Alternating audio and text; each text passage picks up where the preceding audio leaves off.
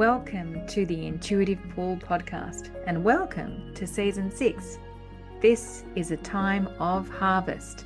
This season is dedicated to bearing the fruits of your labor as we come into alignment with your full joy, your full trust, your full faith, and your fullest expression of your leadership today. I am so excited about sharing this next season with you. Hello, Intuitive Pool community. It is the 23rd of December. We are a week away from the beginning of 2025, and we are about to go into the holiday season. And I want to begin this episode by wishing you a beautiful time with your family, your friends, and especially yourself during this holiday period. I also wanted to remind you of a free masterclass that I will be holding on the last day of this year, on the 31st of December, 2024 at 10 a.m. Sydney time, AEDT. I keep saying that this may indeed be the most important conversation you have with yourself on the last day of this year. Part of what I'm going to be speaking about in that masterclass is what I'm going to be speaking about on this episode. So it is an important conversation that I really feel joyful in holding on the last day of 2024. May it be a very fruitful contemplation with yourself, such that 2025 is indeed a time of harvest. So today's episode is inspired by a note to self that I wrote this morning and that I continue to write throughout the day. I was contemplating the theme of beautiful madness. Now, I have used that expression here lightly on the podcast, maybe in the last 6 weeks. Where it first originated from, because I'd never heard those words before, was I went for a walk with my very close friend and what we call each other our hero partner. My hero partner, Charbel Zeta. I went for a walk with him. I think it must have been about 6 weeks ago in Maroubra. And we were walking and talking, and he was reflecting on me, what he felt about me. And he gave me 2 words that he felt reflected who I am and what I stand for. And he said, beautiful madness. Now, those words have really tickled me,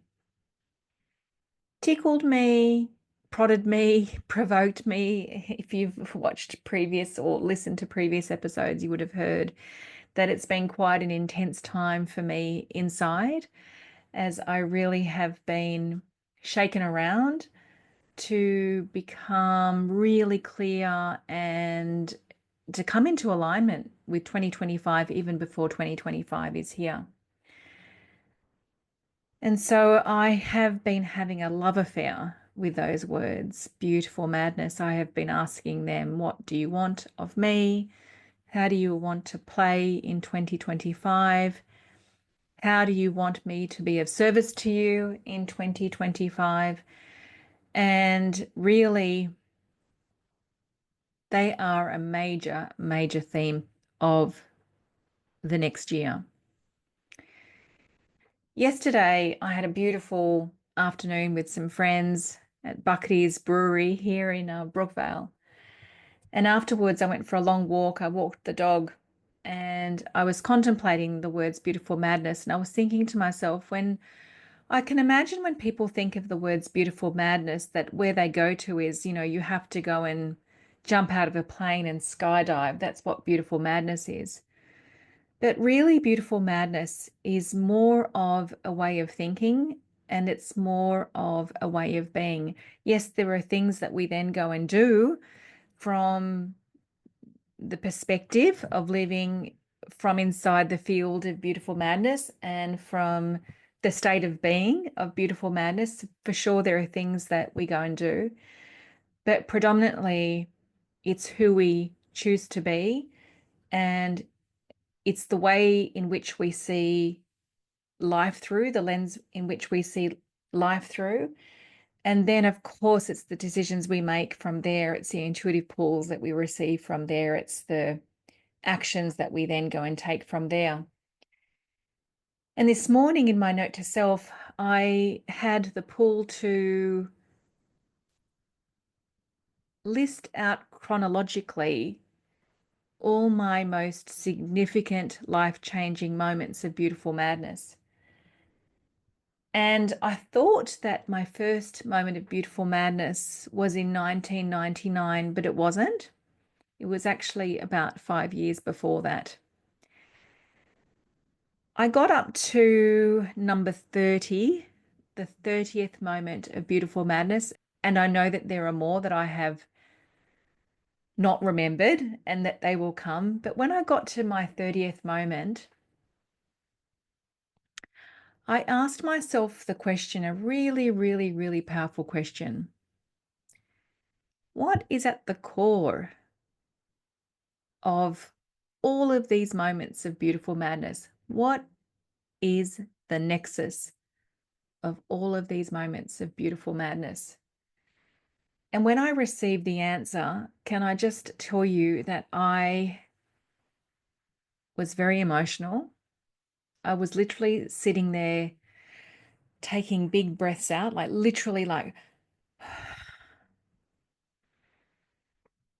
just breathing out, almost like relief that I had seen this. Not only just relief, but just huge amounts of appreciation. That's the truth. I was in awe. That's what was here. I was in awe of what I had seen. And what I saw at the core of all of my moments of beautiful madness was something. I always say this, that things that are most natural to us, we often don't see because they are so natural to us that they are right under our nose. And if you think about trying to see your lips underneath your nose, you'll actually never be able to see your lips. As much as you can look down, you'll never see the lips that sit underneath your nose. Something as natural as your lips. So this was so natural to me that I didn't see it. And yet it's so bloody profound that I almost feel like crying right now, that I'm so grateful that I saw it today. So what sits at the core of all of my moments of beautiful madness? Well, it's my faith beyond reason and beyond circumstances needing to be in place. Every single moment of beautiful madness lay a sense of faith beyond reason, and it was independent of circumstances needing to be in place. So money didn't need to be in place, relationships didn't need to be in place, certainty didn't need to be in place, a knowing of how things would pan out did not need to be in place. I did not have the need for approval by other people or for agreement by other people, because often if I'm seeking approval or agreement by other people, yet they don't have the level of faith that I do, there's actually no point in trying to share what I'm seeing because they don't have the level of faith. And often it's once the manifestation is here in physical 3D land, that is when I can then go in retrospect about the faith that was there before the manifestation even arrived. And then the people are able to hear me and understand me better. This often happens with my husband and many other people, in fact, who do not live from a paradigm of faith. So faith beyond reason and beyond circumstance was the core of every moment of beautiful madness. What was interesting also, when I go back to a few days after Charbel spoke those words out to me, was I was just randomly washing up in the kitchen, as you do, just going about life. And all of a sudden, I heard my voice in my head. And I heard my voice say a statement. And at the end of that statement, I heard, that was my first moment of beautiful madness. And I was kind of taken aback. And then I realized what this was. This was the prologue to a book that I have had many attempts at writing, but have never completed the book or the books because they weren't exactly vibing. And so now, in my bones, I know that this is the book to write. So that was really, really, really cool. What I want to say to you is this. I've spoken about this on the podcast before. Many times I speak about A Course in Miracles. I speak about Marianne Williamson, who is an amazing student and teacher of A Course in Miracles. And she has a saying that the tree lives inside the acorn. And it's always been a symbol for me that's really resonated and has meant something to me, that's felt profound and like I can really relate to that.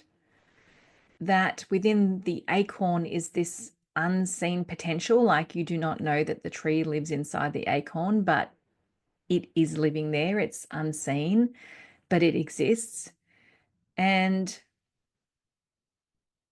the other beautiful thing when I'm with that metaphor is that the acorn is kind of unassuming. Like you think of an acorn, it's kind of unassuming, right? It's this small little, what might seem like an insignificant part of nature. And yet within that acorn lies the blueprint of this mighty oak. And this mighty oak is invisible to the human eye. And the acorn does what it does. It responds to cues from the sky, it responds to cues from the ground, and it continues growing the tree regardless of what's happening on the outside. And as I said, it's a metaphor that has always really resonated with me. And when I look at all of my moments of beautiful madness, it's like I've known that there is a tree inside this moment of uncertainty, of this moment of curiosity, and this moment of uncertainty and curiosity, when I think about all the conversations I've led, not only with myself, for myself in my life, but also with clients, I have led conversations around crisis, chaos, death, end of life stage, working with people at their end of life. I have worked with people with trauma, psychosis, sexual abuse, bankruptcy, dissolution of marriages, and also dissolution of work partnerships, financial contraction, addiction, betrayal, grief, crisis of confidence, breakdown.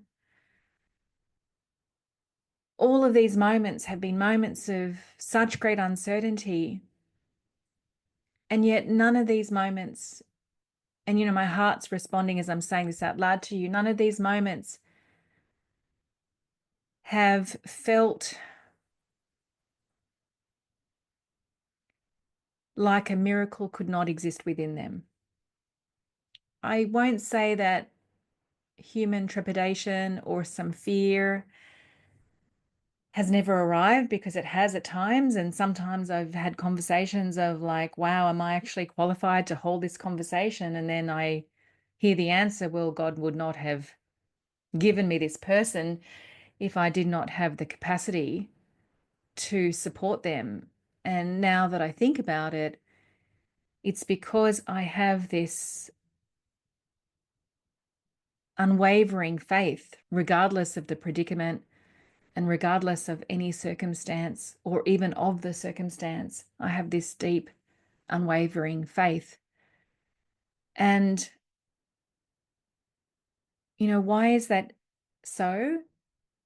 Is it because I experienced purpose born from massive chaos and crisis with the death of my baby and the end of a very physically and emotionally abusive marriage? More than likely, more than likely. Is it because of the freedom and the joy that I've experienced from living that purpose out because of the suffering that I had experienced and all the perspectives that allowed me to be free? Is it because of that? More than likely. And yet I think to myself, how did I even have that perspective in the first place that gave me the faith to see that on one level I was a victim, but on another level, all of that was soul contracted and soul orchestrated, and everybody played their part as they needed to. And how did I even hear Joshua's words tell me, you're here to ignite people's spirits and hearts? I mean, it's not like as if somebody told me. Now you're going to connect with the spirit of your deceased baby, and you're going to be guided by the words that he tells you, and you're going to be writing them down. And then what you write down will change the course of your life forever, such that you end up leaving your human resources directorship role, which was, as I've said many times before, it was a very lucrative future that was being built. It's not because I was taught any of that. There was nobody could even have taught me that for me to go to the place within myself and within the greater universe that I went to. It was innate. Where did that come from? I don't know. I don't know. When I'm saying this out loud and I'm saying, where did that come from? I don't know. Like there's a really quite a heart emotional response that's going on within me. Maybe I'll find out even by saying this out on the podcast.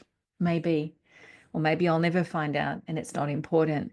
And the main piece that is important is for me to have received that all my moments of beautiful madness, whether I have experienced them myself, as I said, I wrote out 30 times and I know that it's not the end. It was the 30th time that had me see, well, what was the cause of that? Okay, it was faith beyond reason and beyond circumstance. What's important is that. What's important is that. And that is what I am absolutely, without a doubt, compelled to hold a conversation about in 2025. I want to know what else is possible beyond what I know is possible. I want others to know what else is possible beyond what they know is possible.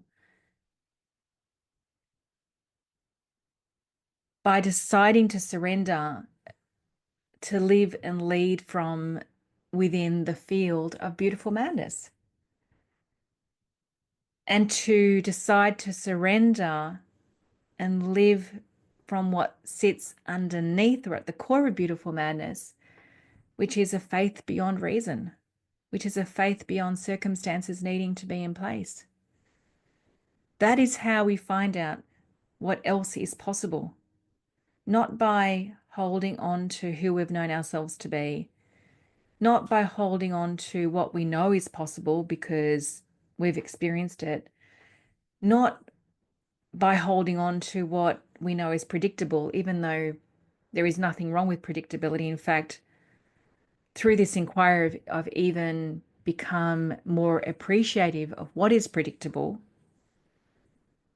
and with a big and let's play in the field of possibility and potentiality. Every single moment of beautiful madness that was funded in that unconditional faith Every single one of those moments of beautiful madness showed me what else is possible, whether that was through my own life or whether that was through the grand orchestration that I get to live every day with the clients that I work with and all the reflections that I receive from them. You know, I've had moments of such awe in the last, amongst all the intensity that I've been talking about on this podcast, I have had such moments of awe that I get to live in such a creative paradigm. You know, that I get to recreate life moment by moment by moment, that I have the freedom to recreate life moment by moment by moment. And now I see, thanks to my notes to self this morning, that what is at the core of that, which I am so utterly grateful to, and so utterly grateful to be completing 2024 with this knowing, is of this innate faith that I have that sits beyond reason and beyond circumstances needing to be in place before having that level of faith. So may this episode activate your own faith.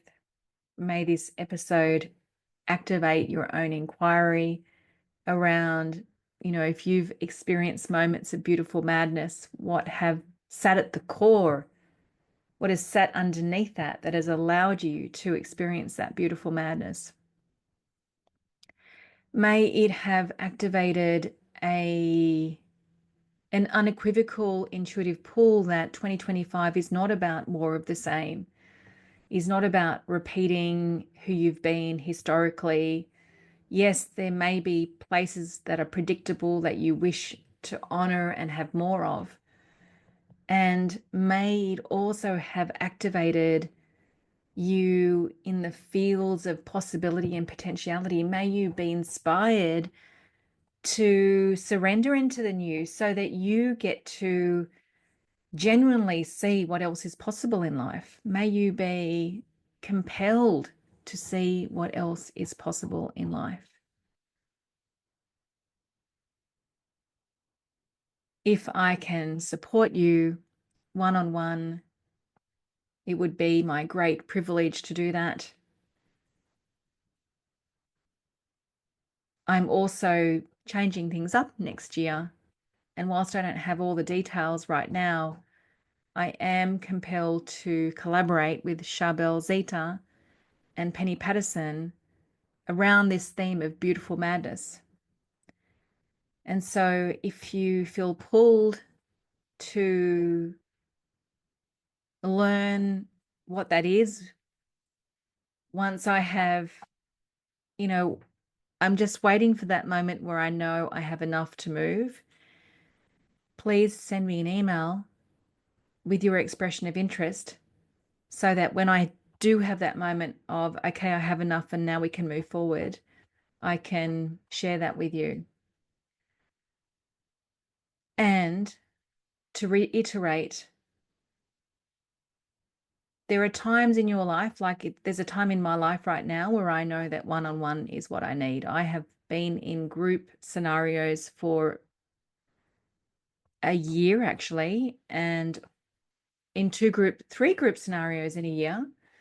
And I know that it's time for one-on-one for me now. And so if you know that that's true for you too, let's explore. Let's explore. May you have beautiful holidays. As I said, may you share the time authentically with your family and friends, and may you have plenty of contemplation time just for yourself. So much love, and thanks for being here. Ciao, ciao.